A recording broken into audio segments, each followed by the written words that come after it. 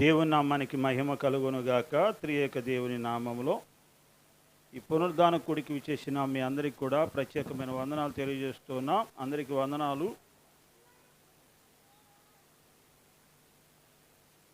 ఆయన నీ ప్రార్థన కూడా ఆలకిస్తున్నాడు తెలుసా అనే అంశం ద్వారా ఈ ఉదయకాలం మనతో మాట్లాడబోతున్నాడు. అమ్మా, ఏం అంశం అంట? ఏ వాక్యం ద్వారా మనతో మాట్లాడబోతున్నాడు? ఇంతే కదా. ఆయన నీ ప్రార్థన కూడా ఆలకిస్తున్నాడు తెలుసా అనే అంశం ద్వారా దేవుడు మనతో మాట్లాడబోతున్నాడు. 65వ కీర్తన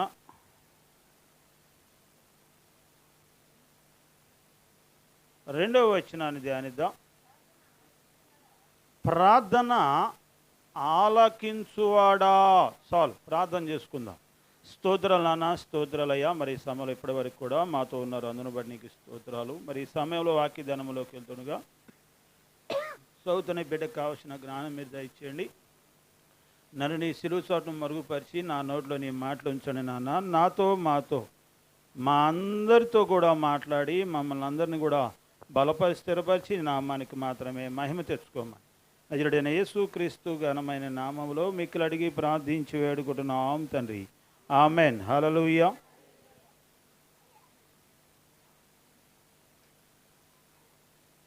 ప్రార్థన ఆలకించువాడా అని దేవుని వాక్యం మనకు సెలవిస్తుంది. 55వ కీర్తనలో ఒక మాట చదువుదాం. 17వ వచనంలో లాస్ట్ మాట, ఆయన నా ప్రార్థన ఆలకించును అని. హల్లెలూయా. ఏంటంట? ఆయన నా ప్రార్థన ఆలకించును. ప్రియా దేవుని బిడ్డలారా, ఆయన నా ప్రార్థన ఆలకిస్తాడని కీర్తనాకారుడు ఈ ఉదయకాలం ద్వారా మనతో మాట్లాడుతున్నాడు. ఏ ప్రార్థన? ఎవరి ప్రార్థన అంట? చెప్పాలి. ఆయన నా ప్రార్థన అంటున్నాడు. అక్క కొంచెం ముందుకు జరుగుదాం. కొంచెం ముందుకు జరుగు. సలం అక్క, నువ్వు ముందుకురా. ఆయన నా ప్రార్థన ఆలకించును. వారి ప్రార్థన ఆలకించిన దేవుడు నా ప్రార్థన ఆలకించడా? నా ప్రార్థన ఆలకించిన దేవుడు నీ ప్రార్థన ఆలకించడా? ఆలకించే దేవుడు అండి ఆయన. ఆయన ఆకాశమందుండి మనం చేసేటటువంటి ప్రతి ప్రార్థన కూడా ఆలకించడానికి ఆయన సిద్ధంగా ఉన్న దేవుడు. హల్లెలూయా. ప్రియా దేవుని బిడ్డలారా, 2వ రాజుల గ్రంథంలో 20వ అధ్యాయము 2వ రాజుల గ్రంథము 20వ అధ్యాయము 5వ వచనంలో ఒక మాట రాయబడింది. నేను చదువుతాను. ఆగాగు. లాస్ట్లో ఒక మాట ఉంటుంది. నీ ప్రార్థన నేను అంగీకరించి ఉన్నాను అంటాడు. హల్లెలూయా. నీ ప్రార్థన నేను విన్నాను, నీ ప్రార్థన నేను విన్నాను అంటున్న దేవుడు గొప్పవాడు. ఇప్పుడు ప్రార్థన చేయడానికి పెద్ద విద్య అవసరం లేదు, చదువు అవసరం లేదు. నాకు ప్రార్థన రాదు అంటున్నారంటే అర్థం ఏంటంటే ఇంకా దేవునిలో ఆ ప్రార్థన, దేవుని మీద ఆధారపడే ఆ జీవితాన్ని మీరు పోగొట్టుకుంటున్నారు. ప్రార్థన చేయడానికి అదేమి MBA చదవాల్సినంత అవసరం లేదు, చదువు అవసరం లేదు. ఆకాశమందు ఉన్న దేవుడు నువ్వు ఏ ప్రార్థన అయితే చేస్తున్నావో ఆలకించి, చెవియొగ్గి ఆలకించేటటువంటి దేవుడు ఆయన. ఆయన నీ ప్రార్థన, వారి ప్రార్థన ఆలకించిన దేవుడు నీ ప్రార్థన కూడా ఆలకించడానికి ఆయన సిద్ధంగా ఉన్నాడు. అయితే ప్రియ దేవుని బిడ్డలారా, ఆయన మన ప్రార్థన అంటే నా ప్రార్థన, నీ ప్రార్థన, మనందరి ప్రార్థన కూడా ఆలకించటానికైనా సిద్ధంగా ఉన్న దేవునికి మొర్ర పెట్టడం మనం నేర్చుకోలేకపోతున్నాం. నా ప్రార్థన ఆలకించడలే, నేను పాపాత్మురాల్ని, నేను పాపాత్ముణ్ణి, నేను దేవునికి చాలా దూరంగా ఉంటున్నాను, దేవుని సన్నిధికి నేను వెళ్ళటం లేదు, కాబట్టి నా ప్రార్థన ఆయన ఆలకించడు, నేను పాపాత్ముణ్ణి, నేను పాపాత్మురాల్ని అని నిన్ను నీవే అనుకుంటున్నావు. కానీ దేవుడు నిన్ను పరిశుద్ధపరిచే దేవుడు ఒక ఆయన ఉన్నాడు. నువ్వు ప్రార్థన చేస్తే నీ ప్రార్థనకు ఆలకించి ఆయన నీ పాపాలన్నిటిని కూడా ఏం చేస్తాడంట? ఏమ్మా ఎనాలేటో నీ ప్రార్థన ఆయన ఆలకించి నీకు సహాయం చేసేటటువంటి దేవుడు. ఎప్పుడు ప్రార్థన చేయాలి? సమయమందు అసమయందు కూడా ప్రతి దినము ఆ కీర్తనాకారుడు రాసినట్లు సాయంకాలమున, ఉదయమున, మధ్యాహ్నమున నేను యెహోవాకు, అంటే ఎప్పుడు ప్రార్థన చేయాలంటే ముమ్మారు ప్రార్థన చేయాలి. నీకు సమయం దొరికినప్పుడల్లా కూడా దేవునికి ప్రార్థన చేసే వ్యక్తిగా నీవు ఉండాలి. ప్రార్థనలో ఉన్న శక్తి ఏంటో తెలుసా? ప్రార్థనలో ఎంత శక్తి ఉందో తెలుసా? ఈ లోకంలో నువ్వు ఒకవేళ 90 కేజీలు ఉండొచ్చు, 150 కేజీలు ఉండొచ్చు. 150 కేజీలు మనిషిని చూసి మనం భయపడిపోతాం, అవునా? లేకపోతే 100 మంది లేదా ఒక 20 మంది కలిసినటువంటి సమూహాన్ని చూసి మనం భయపడిపోతూ ఉంటాం. లేదా స్త్రీలు పురుషులను చూసి భయపడిపోతుంటారు, ఆ కండబలాన్ని చూసి భయపడుతున్నాం. కాస్త మంచి లావుగా కండగా కలిగిన వ్యక్తిని చూసి వామయుడు కొడితే చేస్తామని. అయితే దానికన్నా కూడా బలమైన శక్తి ఏంటంటే ప్రార్థన. హల్లెలూయా. ప్రార్థనను చేస్తే శత్రువు ఎలాంటి బాణాలు విసిరినా ఆ ప్రార్థననే ఆయుధం దెబ్బకి అది కూలిపోద్ది. హల్లెలూయా, హల్లెలూయా. ప్రార్థనలో ఉన్న గొప్ప శక్తి మనం తెలుసుకోలేకపోతున్నాం. ప్రార్థన అనేది చాలా ఈజీగా, చాలా తేలిగ్గా తీసేస్తావు. ఇంట్లో పని చేసినా ఎంత పని చేస్తావో, కానీ ప్రార్థన చేయడానికి నీకు మోకాళ్ళు వంగు. ఇంట్లో వీధంతా తిరిగి వస్తావు, ఊరంతా తిరిగి వస్తావు. అవసరమైతే గేదెలు ఉంటే గేదెల చుట్టూరు కూడా వెళ్ళొస్తావు. పొలాలు నాటేసి వస్తావు. చేలో ఎవడు పని చేయకపోతే నువ్వే వస్తావు, నాకు మోకాళ్ళు పని చేయలేదంటావు, నొప్పులు అంటావు, అన్నీ ఏడకొచ్చి నొప్పులు అంటావు. కానీ చాలల్లో పని చేయడానికి, ఇంట్లో పని చేయడానికి నీకు మోకాళ్ళు బాగానే పనిచేస్తాయి, చేతులు బాగానే పనిచేస్తాయి, నడులు బాగానే పనిచేస్తాయి. కానీ దేవుని సన్నిధిలో మోకరించి ప్రార్థన చేయడానికి మాత్రం నీకు ఏం రావు? మోకాళ్ళు రావు. హల్లెలూయా. సమయం దొరకదు. అన్నిటికీ నీకు సమయం ఉంది, అన్నిటికీ నీకు సమయం ఉంది. కానీ దేవుని సన్నిధిలో ప్రార్థన చేయడానికి మాత్రం నీకు సమయము దొరకటం లేదు. హల్లెలూయా. ప్రార్థనలో ఉన్న శక్తి ఏంటో తెలుసా? ఆ ప్రార్థన చేస్తే సర్వ సృష్టి అంతా కూడా నీ వైపే తిరుగుతుందండి. నువ్వు ప్రార్థన చేస్తే సృష్టి మొత్తము కూడా నీ వైపే తిరుగుతుంది. బైబిల్లో అలాంటి గొప్ప కార్యాలు జరిగినాయి. దేవుడు చేసి చూపించి మన ముందు, మన పితరుల ద్వారా చేసి చూపించి మన ముందు పెట్టాడు. ఎందుకో తెలుసా? దృష్టాంతంగా నీవు మరవకుండా, నీ బిడ్డలు మరవకుండా, వారి బిడ్డలు మరవకుండా జ్ఞాపకం కొరకు ఉంచాడు. అందులో ప్రార్థనలో ఉన్న శక్తి ఏంటంటే యెహోషువ గ్రంథంలో 10వ అధ్యాయంలో 5 రాజులు గిబియోను మీదకి యుద్ధానికి వస్తే యెహోషువ సైన్యము యుద్ధానికి వెళుతుంది. సైన్యమేమో బహు సైన్యము, శత్రువుల సైన్యము చాలామంది ఉన్నారు. కానీ యెహోషువ ఒక్కడే ఇక్కడ యువతలు ఉంది. అంటే వారి యెహోషువతో ఉన్నటువంటి ఇశ్రాయేలు సైన్యం ఉంది. ఆ జనాంగమే ఉన్నారు, వారి సైన్యం కూడా కాదు, వారి జనాంగమే. వారి దగ్గర ఏమి కత్తులు, ఈటెలు లేవు. వారు ఎక్కడికి వెళ్తున్నారు? యుద్ధానికి వెళ్తున్నా వాళ్ళు ఐగుప్తు దేశంలో నుంచి కానానుకు వెళ్ళి బయలుదేరే సమయం అది. మరి అలాంటి సమయంలో మధ్యలో యుద్ధము జరిపించాల్సిన పరిస్థితి వచ్చింది. వారి దగ్గర ఏ ఆయుధాలు లేవు. కానీ వారి దగ్గర ఉన్న ఆయుధం ఏంటంటే బలమైన ఆయుధము ప్రార్థన. ప్రార్థన. అయ్యా, బహు శత్రువుల సమూహం ఉంది, కానీ మా దగ్గర ఏమీ లేదు, నువ్వున్నావు. నీకు మొర్ర పెడితే నా ప్రార్థన ఆలకించి శత్రువులు మొత్తాన్ని నిర్మూలన చేయగలిగిన దేవుడును అని చెప్పి యెహోషువ ప్రార్థన చేస్తున్నాడు. యుద్ధం జరుగుతుంది. మీరక యుద్ధం జరుగుతూ ఉంది. సమయము అస్తమించే సమయం, సూర్యుడు అస్తమించే సమయం. చాలా వరకు యుద్ధం అయిపోయింది. ఇప్పుడు సూర్యుడు అస్తమిస్తే యుద్ధం ఏమవ్వాలి? ఆగిపోవాలా. యుద్ధం ఆగితే శత్రువులు అలిసిన వారు బలాన్ని పొందుకుంటారు. అవసరమైతే ఆ రాత్రికాల సమయంలో చుట్టుపక్కల ఆ దేశాల్లో, రాజ్యాల్లో ఉన్నటువంటి వారి స్నేహితుల్ని, సైనికులను మరలా ఎక్కువ మంది పిలుచుకుంటారు. మరలా యుద్ధము బహుబలంగా చేయాల్సి వస్తుంది. కాబట్టి ఇప్పుడు యెహోషువ ఏం చేస్తున్నాడో తెలుసా? ప్రభువా ఇదిగో శత్రువులు యుద్ధములో ఉన్నారు, సూర్యుడేమో అస్తమించే సమయము, ఇప్పుడు యుద్ధం ఆపితే శత్రువులు మరలా బలాన్ని పుంజుకుంటారు. కాబట్టి ఇప్పుడు నువ్వేం చేస్తావంటే, ప్రభువా సూర్యుడిని అస్తమించకుండా నువ్వు ఆపు, చంద్రుడు అయ్యాలోనే ఆగిపోవాలా, ముందుగా కదలకూడదు అని ఒక నరుడట ప్రార్థన చేశాడండి. భూమి మీద ఉండి ఒక నరుడు, నాలాంటి స్వభావం కలిగిన నరుడైన యెహోషువ దేవుని సన్నిధిలో మొర్ర పెడుతున్నారు. ప్రభువా ఇదిగో శత్రువులు సమకూడి ఉన్నారు, మేమేమో కొద్దిమందిగా ఉన్నాము, నీవు మా ప్రార్థన ఆలకించి, నా ప్రార్థనను ఆలకించి సూర్యుని నువ్వు ఆపు,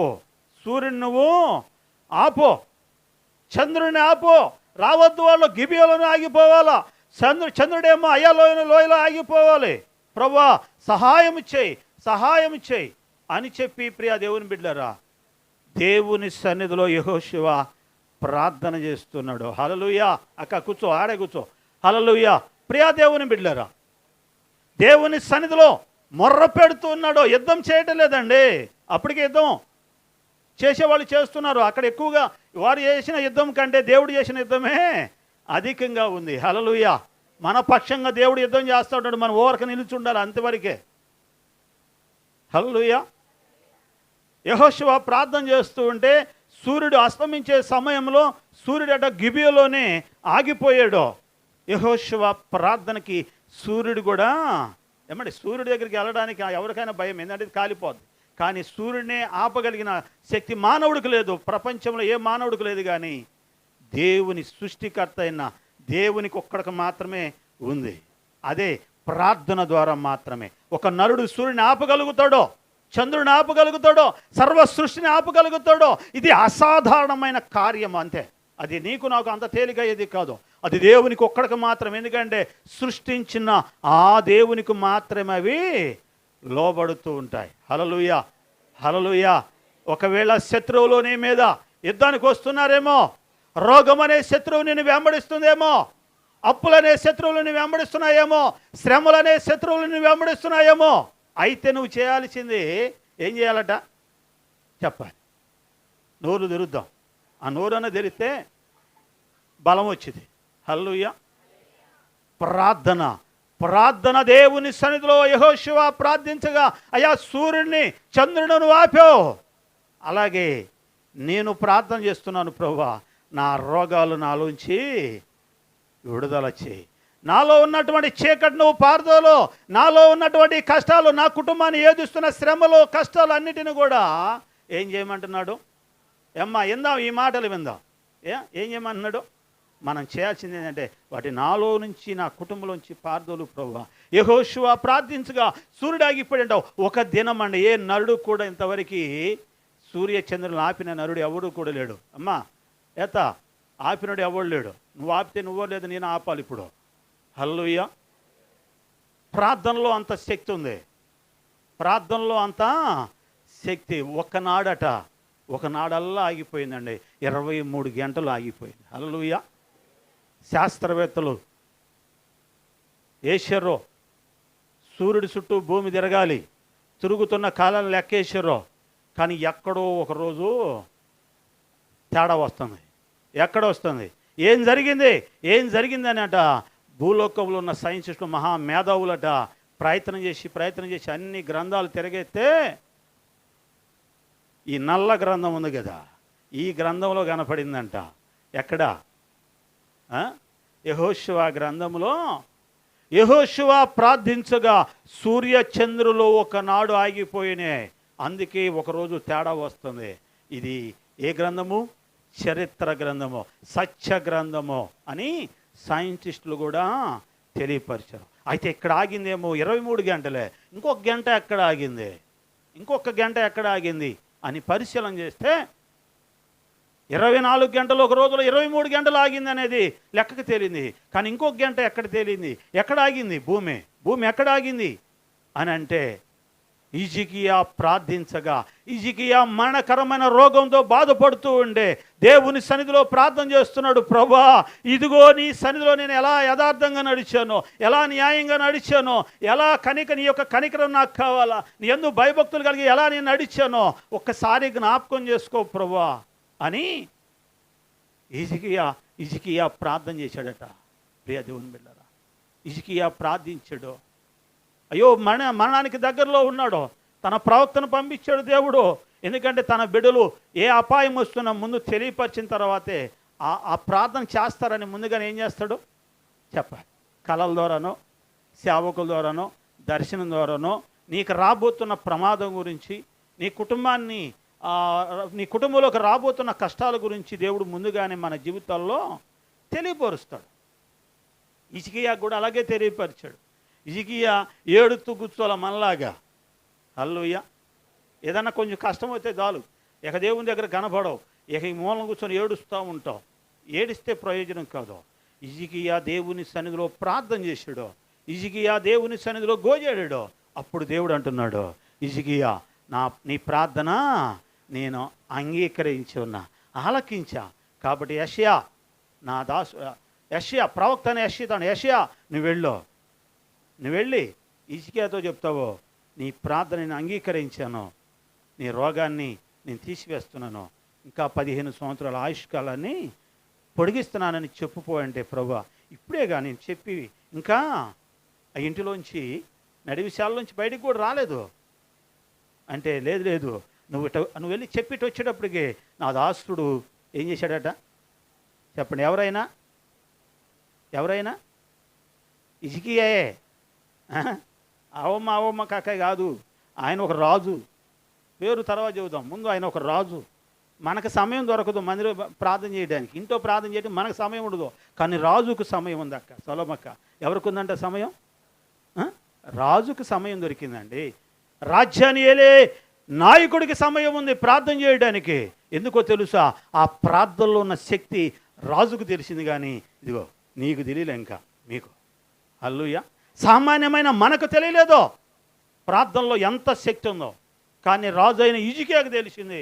ఆయన దేవుని సన్నిధిలో దేవుని సన్నిధిలో ప్రార్థన చేయడం ప్రారంభించాడు. ప్రభువా, ఎలా నీ సన్నిధిలో నేను నడిచానో, ఒకవేళ నా పాపాలుంటే దయతో క్షమించో, కానీ ఒక్కసారి జ్ఞాపకం చేసుకో అని దేవుని సన్నిధిలో ప్రార్థన చేస్తే దేవుడు 15 సంవత్సరాల ఆయుష్కాలం ఇచ్చాడో, ఆ 15 సంవత్సరాల ఆయుష్కాలము ఇచ్చిన దేవుడు ఎలా నాకు సూచన ఏంటి, నేను ఎలా నమ్మాలి అన్నట్లుగా మాట్లాడితే దేవుడు అంటున్నాడు, ఇదిగో అహాజు యొక్క గడియార స్తంభం ఉందిగా, ఎండ మెట్లెక్కి పైకి వెళ్ళిందిగా ఎండ, ఆ ఎండ మరలా కిందికి దిగి వస్తుంది. ఎండ పైకి 10 మెట్లు పైకి ఎక్కింది, అది పైకి అలా వెళ్ళిపోతుంది అంతే, కిందకి రాదు. కానీ ఇప్పుడు ఎలా సూచన అడిగావుగా నువ్వు, ఆ సూచన ఏంటంటే ఎక్కినటువంటి ఎండ అహాజు యొక్క గడియార స్తంభం ఎక్కేళ్ళింది కదా, ఆ స్తంభం ఎక్కిన మెట్లు ఎండ మరలా 10 మెట్లు కిందకి వస్తూ ఉండేది, వెనక్కి వస్తూ ఉండేది. అదే నీకు సూచన అన్నాడు. ఏమండి, ఒక్కొక్క మెట్టు ఎండ దిగాలి అంటే 6 నిమిషాలు పడుతుందంట. హల్లెలూయా. 10 మెట్లు 10 6 60 నిమిషాలు అంటే ఒక గంట పట్టింది 10 మెట్లు ఎండ కిందకి దిగడానికి. ముందుకెళ్లాల్సినటువంటి సమయము 1 గంట వెనక్కి మరలా వచ్చింది. ఇది బస్సు కాదండి. బస్సు అయితే ఏదో ఒక రూపంలో అది చెప్పి మా వాళ్ళు ఆగిపోయారు కదా వెనక్కి నెడతామో లేదా ఏదో ఒకటి నెట్టచ్చు. హల్లెలూయా. కానీ ఇదేంటంటే ఎండే ముందుకు వెళ్ళాల్సినటువంటి సమయం, ముందుకు వెళ్ళాలి కానీ వెనక్కి రావడానికి లేదు. కానీ హిజ్కియా చేసిన ప్రార్థనట దేవుడు ఆలకించి అద్భుతం ఏంటంటే సృష్టిని మరల వెనక్కి నడిపించాడు. హల్లెలూయా, హల్లెలూయా. సృష్టిని సృష్టించిన ఆ దేవునికి మాత్రమే అది మాట వింటుంది. మరలా ఎవరికి నిద్ర తెలుసా? ప్రార్థించే బిడ్డలకు మాత్రం అది వింటుంది. హల్లెలూయా. యెహోషువ కింది సృష్టి అలాగే హిజ్కియా కూడా వింది. హల్లెలూయా. అక్కడ 23 గంటలు ఆగింది భూమి, ఇక్కడ 1 గంట ఆగింది, మొత్తము 24 గంటలు ఆగిందంట. హల్లెలూయా. ప్రార్థనలో ఎంత శక్తి ఉందో తెలుసా? సూర్య చంద్రులను ఆపగలిగిన శక్తి, భూమి తిరగకుండా ఆపగలిగిన శక్తి ఒక ప్రార్థనకు మాత్రమే ఉంది. హల్లెలూయా. భక్తుడైనటువంటి భక్సింగర్ అట, ఏమండి, భక్తుడైనటువంటి ఒక గొప్ప దైవజనుడు, ప్రపంచంలో అనేక వేల సంఘాలు కలిగిన దైవజనుడు భక్సింగరు ఒకరోజు దేవుడు చెప్పాడు, ఆ దేశానికి వెళ్ళి నువ్వు వాక్యం చెప్పు, ఆ ప్రాంతానికి వెళ్ళి అంటే ఫ్లైట్కి వెళ్ళడానికి అక్కడికి వెళ్ళేటప్పుడు కొంచెం లేట్ అయ్యేటప్పటికి అప్పటికే అనౌన్స్ అయిపోయింది, భక్సింగర్ ఎక్కడ ఉన్నారో, ఫ్లైట్ వెళ్ళబోతుంది, వచ్చి ఎక్కండి అని.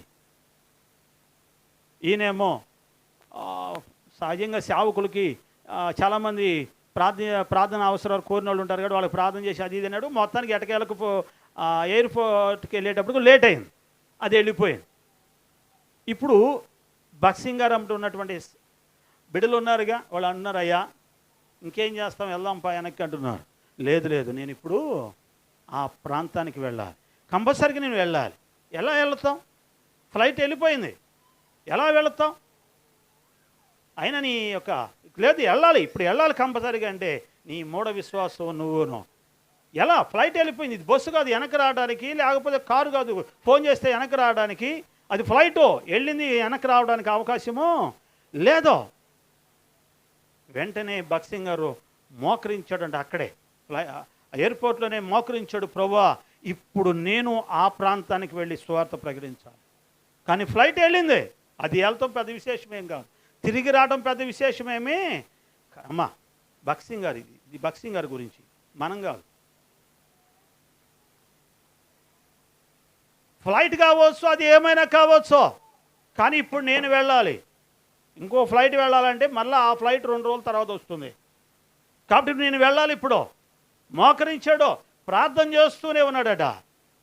ప్రియా దేవుని వెళ్ళారా, కొంత దూరం వెళ్ళిన తర్వాత ఫ్లైట్ మరలా వెనక్కి తిరిగి ఎయిర్పోర్ట్కి వచ్చిన తర్వాత అనౌన్స్ చేస్తుంది, భక్సింగర్ వచ్చారా, ఫ్లైట్ వచ్చింది, వెనక్కి వచ్చి ఎక్కండి అని. హల్లెలూయా. ఎవరండి అయినా? దైవజనుడు ప్రార్థన చేశాడు, ఫ్లైట్ వెనక్కి వచ్చింది. వెనక్కి ఎలా వచ్చింది ఫ్లైటు అని చాలామంది ఆరాధించి అడిగితేనంట అప్పుడు ఒక మాట చెప్పారు. అందులో ఒక రాణి, యువరాణి, ఒక దేశాన్ని పరిపాలిస్తున్నటువంటి రాణి, ఇంగ్లాండ్ దేశంలో ఉన్న రాణి అట, ఈ దేశానికి వచ్చి ఒక హోటల్లో దిగింది. వారు ధరించే ఒక ఉంగరం అట హోటల్లో మర్చి వెళ్ళిపోయింది. ఫ్లైట్ ఎక్కి కొంత దూరం వెళ్ళిన తర్వాత ఆమె గుర్తొచ్చింది. ఇప్పుడు రాణి అవ్వచ్చు, లేకపోతే సేవకుడు కావచ్చు, లేకపోతే ఒక సామాన్యమైన వ్యక్తి అయినా ఎవరు వెనక్కి తిరిగి రావడానికి, ఫ్లైట్ రావడానికి వీలు లేదు. అయితే ఫ్లైట్ నడిపే వ్యక్తి దగ్గరికి వెళ్ళి, అయ్యా ఇది ఉంగరము నేను మర్చిపోయి వచ్చాను, రింగు, అది చాలా విలువైంది, నా దేశానికి ఒక రాణి కుటుంబానికి, రాజరిక కుటుంబానికి అది గుర్తు, అది లేకపోతే మాకు అవమానం, కాబట్టి ఎన్ని కోట్లు నీకు కావాలో చెప్పు, అన్ని కోట్లు ఇప్పుడు ఇస్తా, కానీ ఫ్లైట్ మాత్రం వెనక్కి వెళ్ళాల్సిందే అని ఆ రాణి పట్టుబట్టి కోట్లు ఇచ్చి వెనక్కి మళ్ళీ తీసుకొచ్చిందంట. హల్లెలూయా. ఎలా అనే సంగతి మనకు అనవసరం, కానీ భక్సింగర్ ఆ ప్రాంతానికి వెళ్ళి సువార్త ప్రకటించడము అది దేవుని చిత్తం అంతే. కాబట్టి ఆ ఫ్లైట్ మరలా వెనక్కి వచ్చే విధంగా దేవుడు చేశాడు. హల్లెలూయా. ప్రార్థనలోక అంత శక్తి ఉందండి, అంత శక్తి ఉంది. ప్రియదేవుని, సూర్య చంద్రులను ఆపగలిగిన శక్తి ప్రార్థనకు ఉంది. భయంకరమైన మరణానికి దగ్గరలో ఉన్న వ్యక్తి యొక్క ఆయుష్కాలం పెంచాలన్నా ప్రార్థన అనే శక్తి కనుక ఉంటే చాలు, రోగంలో నుంచి బయటపడగలుగుతాం, దేవుని సన్నిధిలో మొర్ర పెట్టగలుగుతాం. ఈ మాటలు ఉంటున్న ప్రియ దేవుని బిడ్డారా, సూర్య చంద్రులను ఆపిన దేవుడు, నువ్వు ప్రార్థన చేస్తే నీ ప్రార్థన ఆలకించడా? యెహోషువ ప్రార్థించినప్పుడు ఆలకించిన దేవుడు నీ ప్రార్థన ఆలకించడా? ఎందుకు నా ప్రార్థన ఆలకించడని దిగులు చెందుతాం, ఎందుకు బాధపడతాం? దేవుడు నీ ప్రార్థన కూడా ఆలకించడానికైనా సిద్ధంగా ఉన్నాడు. హల్లెలూయా. దేవుని సన్నిధిలో ప్రియ దేవుని బిడ్డరా, దేవుడు చెప్పిన రీతిలో మోషే నడిపిస్తున్నాడు ఇశ్రాయేలు ప్రజలందరినీ కూడా నడిపించాడు. ఎన్నో కార్యాలు చేశాడు ఐగుప్తు దేశంలో. మార్గ మధ్యలో వచ్చేటప్పుడు సముద్రం అడ్డు వచ్చింది.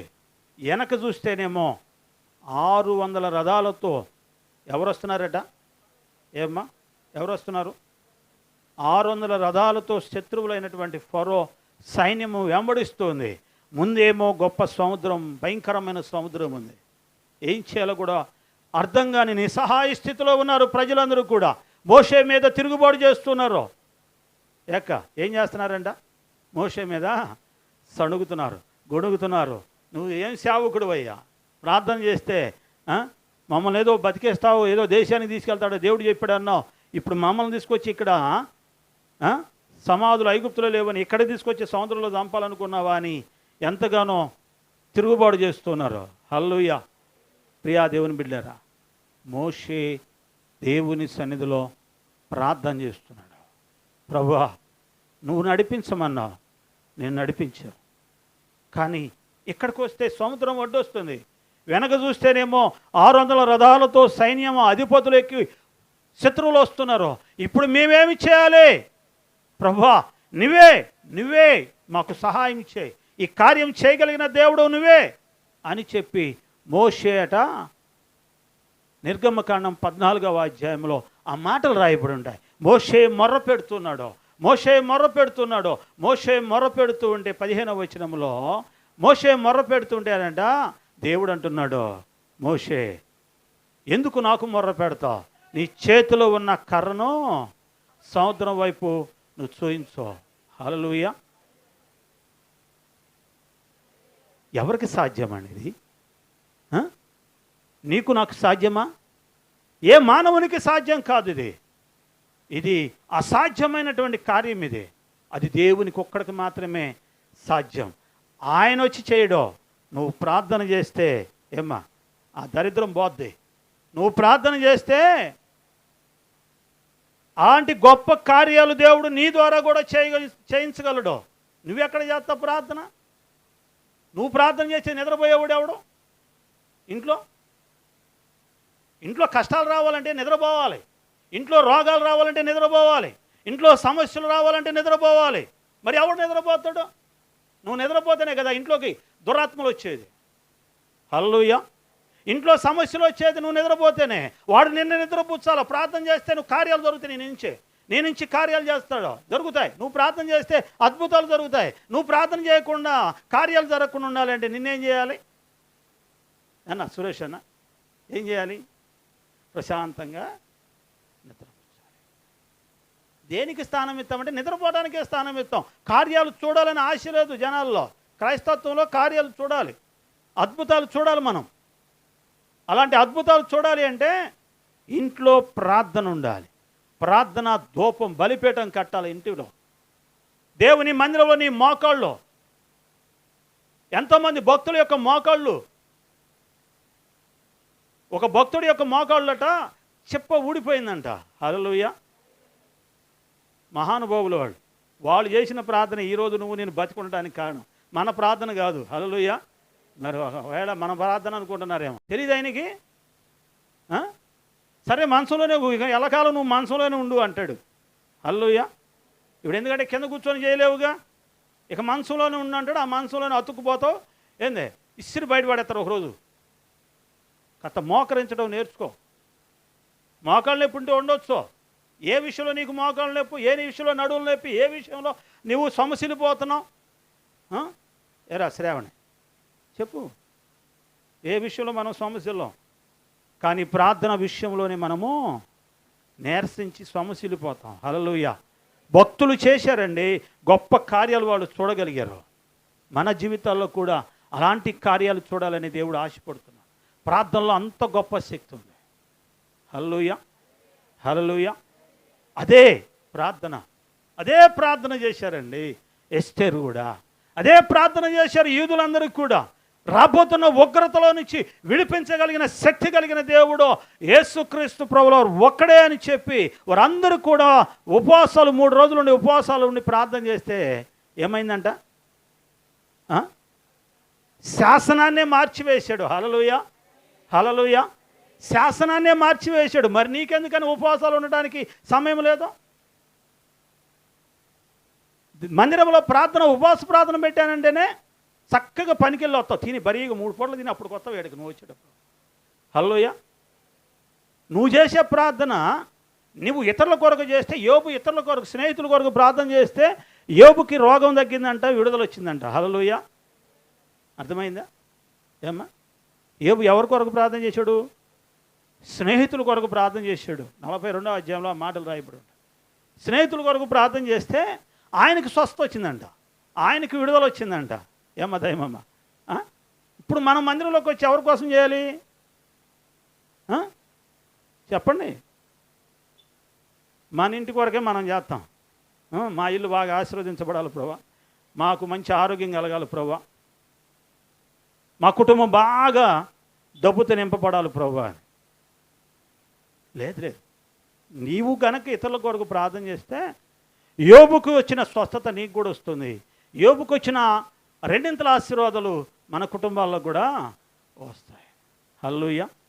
ప్రార్థనలో అంత గొప్ప శక్తి ఉంది ప్రియా దేవుని బిడ్డలు. అలాంటి ప్రార్థన చేసే బిడ్డలుగా ఉండాలనే దేవుడు ఈ ఉదయకాలంలో ఆశపడుతూ నిన్ను హెచ్చరిస్తున్నాడు. నీలో ఉన్న నీరసాన్ని తీసేయమంటున్నాడు.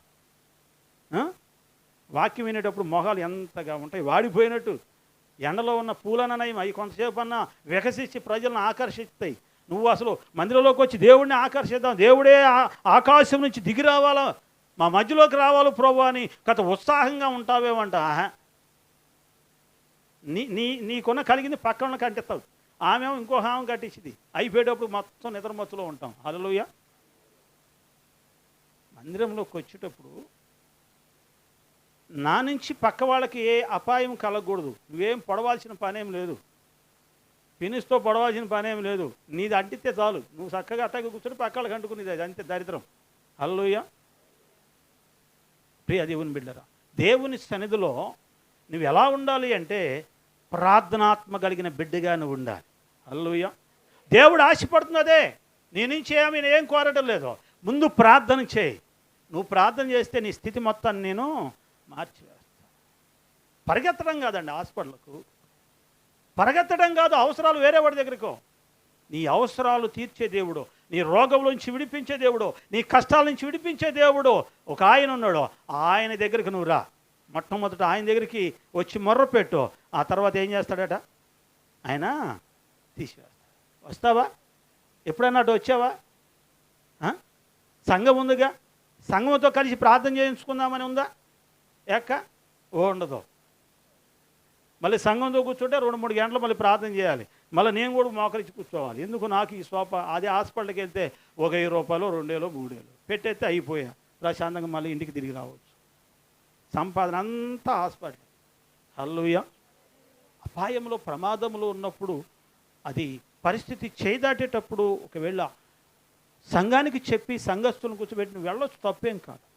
కానీ దేవునితో సంబంధం లేకుండా నువ్వు ఎంత దూరం వెళితే నీకు కలిగిందంతా వ్యయపరుస్తాడు దేవుడు. వ్యయపరిచి ఎక్కడ పుట్టకుండా చేసి చివరికి దేన స్థితిలోకి మరలా ప్రభు యొద్దకు తీసుకొచ్చే విధంగా మనం ఉండకూడదు. ప్రార్థన చేద్దాం. ప్రార్థన ద్వారా విజయాన్ని పొందుకొని ఆ తర్వాత మన కార్యక్రమాలు మనం చేసుకోగలిగితే అద్భుతాలు మనం చూడగలుగుతాం. ఏమండి, ఎర్ర సముద్రాన్ని పాయలు చేసిన దేవుడు, సూర్యచంద్రులను ఆపిన దేవుడు, 15 సంవత్సరాల ఆయుష్కాలాన్ని పొడిగించిన దేవుడు నీ ప్రార్థన ఆలకించడా? భక్సింగ్ గారి ప్రార్థన ఆలకించిన దేవుడు నీ ప్రార్థన, నా ప్రార్థన ఆలకించడా? ఆలకిస్తాడండి. ఆలకించగలిగిన శక్తి కలిగిన దేవుడు. నీ ప్రార్థన నేను అంగీకరించి ఉన్నాను అన్నాడు. అంగీకరించి ఉన్నాను అన్న దేవుడు శక్తి కలిగిన దేవుడు, నమ్మదగిన దేవుడు. ఆ ప్రభు యొద్ద మొర్ర పెడదాం. నా ప్రార్థన ఆలకించుడు, నాకేం రాదు కదా, నేనే పాటిదాన్ని అని నువ్వు అనుకోవద్దు. నేను కాదు నిన్ను చూడటానికి ఆయన నీ హృదయాన్ని చూస్తాడు, నీ మొర్ర వింటాడు. ఆయన ప్రేమ కలిగిన దేవుడే కానీ ద్వేషం కలిగిన దేవుడు. ఒకవేళ నేనైనా అప్పుడప్పుడు ద్వేషాన్ని కలిగి ఉంటాను, నువ్వైనా, నీ ఇంట్లో వాళ్ళైనా, మన ఇళ్ళల్లో వాళ్ళైనా ద్వేషాన్ని కలిగి ఉంటారు, అసూయ కలిగి ఉంటారు. కానీ ప్రభు పక్షపాతి కాదండి. నేను ప్రకటిస్తున్న నా దేవుడు పక్షపాతి మాత్రము కాదు. ఎలాంటి వారు ప్రార్థన చేసినా వారందరి ప్రార్థన ఆలకించి సహాయం చేయడానికి ఆయన సిద్ధంగా ఉన్నాడు. ప్రార్థనాత్మతో మనందరం నింపబడదాం, దేవుని సన్నిధిలో మొర్ర పెడదాం, దేవుడిచ్చే ఆశీర్వాదాలు పొందుకుందాం. దేవుడి కొద్ది మాటలు దీవించునుగాక. ఆమేన్.